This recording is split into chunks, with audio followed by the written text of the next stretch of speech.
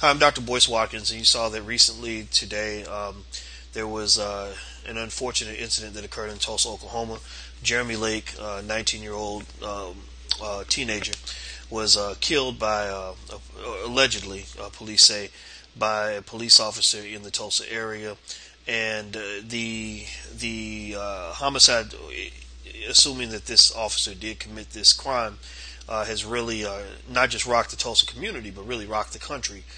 Because Jeremy was African American, and the person accused of killing him was not African American. And so, to really kind of talk about this, I wanted to speak to somebody on the ground who knows what's going on in the Tulsa community. He knows the past and present of that community. Damario Solomon-Simmons is a prominent attorney in the area, and he does amazing work. He does amazing work on behalf of African Americans. So I want to ask Damario, how are you doing today, my friend? I'm doing good, Dr. Dr. Boyce. It's good to see you and good to have the opportunity to talk to you today. Yeah, man. Well, I appreciate you stepping in. I know you're tired. You had a long day, but you had actually brought this case to my attention. I didn't know about it, and when I saw it, my first thought was, "Whoa!"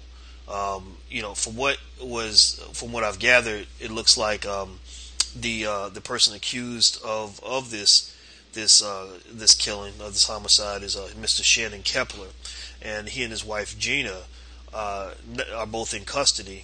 It appears that the police say that Gina was an accessory, and they were on the police force for 24 years. Yes. So, what have you, just sort of being in the community, what are people saying about what happened here?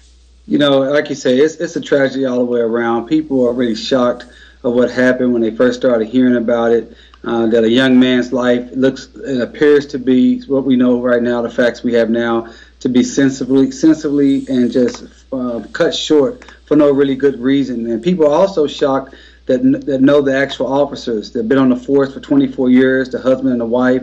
Everyone that I've talked to who know this couple thought they were good people, great people, didn't have any problems.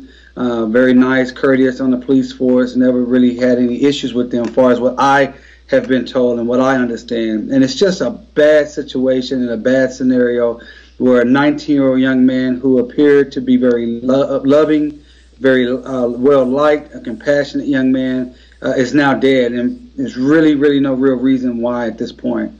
Really? So nobody knows what the motive might have been here. Nobody knows why he was shot. I mean, another story I read was that the young man's girlfriend said that the young man went up and introduced himself to the father, and that's when he got shot. And then what really threw me off was the accusation that that Mr. Kepler shot at his own daughter after it happened. I mean, what's going on? I mean, because the thing is, honestly, when people hear African American shot and killed by a white man, especially police officer, I mean, that's sensitive stuff right now, particularly in the climate that we're in. Is it a stretch for people to feel that maybe this was racially motivated?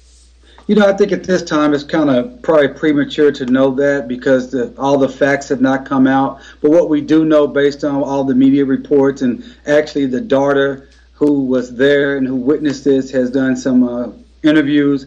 She states that they were walking down the street close to Jeremy's house, and her father pulled up. She recognized the father's truck. She went over to talk to the father. Their conversation didn't go very well.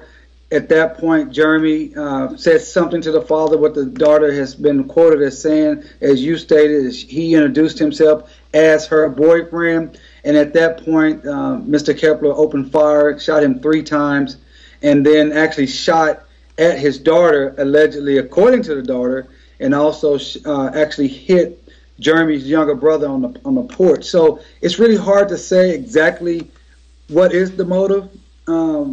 It's really a bizarre case because, again, this has been, what we hear is that this has been a loving family, and people are shocked that this happened. He's a 24-year police veteran. The shooting happened, and they left the scene. So it's a lot of questions going on right now, Dr. Boyce. People are in shock. People are very saddened. Jeremy was someone, like I said, a young man who people around here that knew him thought he had a bright future. His mother had been ill in a nursing home. She had recently gotten out, was getting her life back together. So at this point, it's just really hard to say what was the motivation.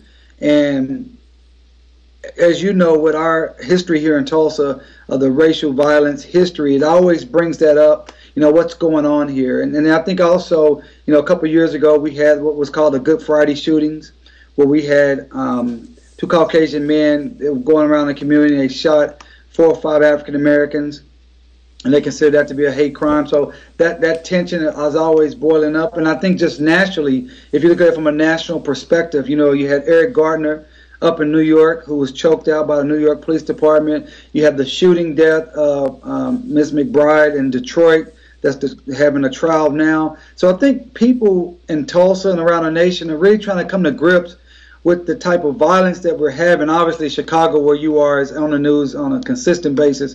But this gun violence and this gun culture seems to really overtake everything, and people seem to be so trigger happy and so quick to pull the trigger, be it young people on young people, white on white, black on black, inside of a school, or in this case, a young man who had allegedly just tried to introduce himself to a father is now dead. And I think that's really what's most disconcerting for myself and so many others of, what's going on here in America. We want to be a civilized society, yet this is not how a civilized society conducts business, and we should not be having to bury 19-year-old men, young men, because they spoke to someone allegedly.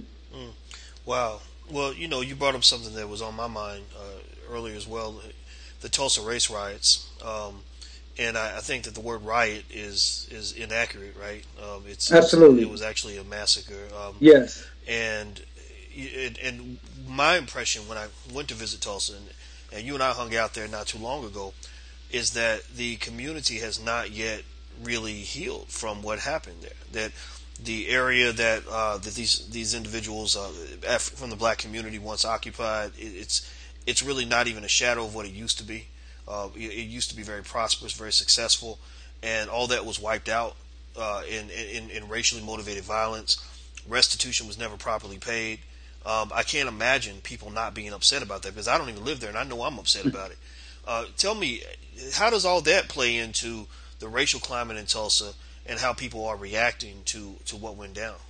Yeah, I think, as you stated, I just had the good fortune, and we had about 50 college students from all around Oklahoma, and I had the opportunity to give them a tour of Greenwood and talk to them about the history. And it was amazing to me how many of these bright, sharp, enthusiastic young leaders, many of them had never even heard about Greenwood or Black Wall Street or the massacre that occurred.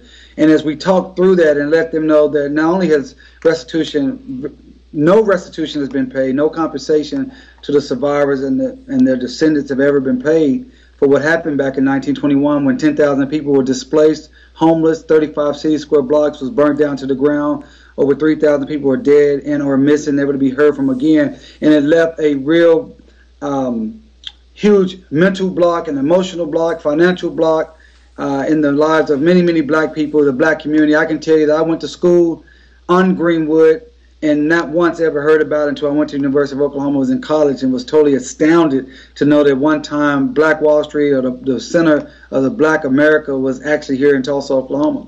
So with that being said, there is still always that undertone there, and that distrust or that racial tension. And obviously when things like this happen, particularly when you have a police officer involved, it doesn't help things. And I do want to make it clear that the police officer was not on duty.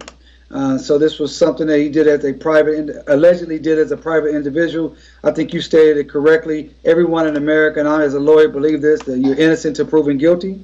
And obviously he hasn't been proven guilty yet. He hasn't gone to trial yet, but he was not on duty. And the Tulsa Police Department, to their great credit, they arrested him that night. They arrested his wife that night and charged her with accessory. And I think they're going to do a full investigation. And just like with the Good Friday shootings 2 years ago, once again, you have to give the Tulsa Police Department and the city government a lot of credit, because they very forcefully, very quickly did an investigation, arrested the perpetrators, got them to trial, and they've been convicted, and they're in prison now. Well, I pray for justice for the family. What I really see is a tragedy that hit two families, not just one. Obviously, the young man who was killed, that's just so senseless. But when I think about this, this officer and his wife and his daughter, just the tension that must have existed between, the parents and the child to lead to this the fact that the officer hadn't done anything like this before, based on what you mentioned, the people know that he hasn't ever shown this kind of behavior in the past. His wife, it looks like she's in trouble for being an accessory. It just seems like it's just such a tragedy all the way around, and my heart goes out to everybody. I mean, Yeah, it is because like you say, you have a young man that's dead. You have a family that's going to be probably forever fractured and splintered. The officer, if I had to make a guess, he very well may be charged with first-degree murder based on the facts that have come out of the case now, that he went there and there was no provocation as far as what we've been told so far, why he shot this young man. And so he may be looking at life in prison or worse. Financially, obviously, they're going to just be destroyed because if he's convicted, he's no longer on the police force. His pension, all these things can go away. And obviously, again, it could bring up and bubble up those things that are laying here in Tulsa. And I really hope that this is a wake-up call, again, for Tulsa and for our nation, that we just really have to look at this gun culture, this violence. Everything about that is just making it more difficult to want to even go outside, more difficult to want to trust anybody, more difficult to even want to talk to anyone. I mean, the allegation here is that he introduced himself, and now he's laying dead in front of his home, in front of his little brother, in front of his girlfriend. So I think we really need to make some real changes in how we do things, how we think about things, how we want to interact with each other, because we cannot continue to go down this same path as a country and expect that we continue to be here 50 years, 100 years, 150 years from now, because it would get so much like that movie, The Purge. I mean, you see that movie, it's like, oh, that's far-fetched, but every day we turn on the news, we're hearing those type of items happening, and particularly it's just disconcerting when our law enforcement, those who we pay to protect and serve us, are actually perpetrating some of the crimes that they're accused of. Absolutely. Well, you said it best in the last statement, so I'm going to end it on that note. Let's hope for the best. I'm going to keep following up with you. Yeah. As this develops. When you sent this over to me, my first reaction was, whoa. The whole country will probably be talking about this because this is one of the worst tragedies I've seen all year long, and I'm very sorry for everybody that was affected. Well, Damario, your website is SolomonSimmons.com. Is that correct? Yeah, SolomonSimmons.com. It's SolomonSimmons. I'm also on Twitter at Solo Speaks Truth. And they can hit me up on my Facebook fan page, Attorney Damario Solomon-Simmons. So, Dr. Boyce, as always, I appreciate you having this opportunity to have me on and talk about this. And I look forward to the next time. Absolutely, my friend. The pleasure's all mine. And to those of you who are watching, I'm Dr. Boyce Watkins from Your Black World. This is Attorney Damario Solomon-Simmons. And until we meet again, please stay strong, be blessed, and be educated. We are gone. Peace.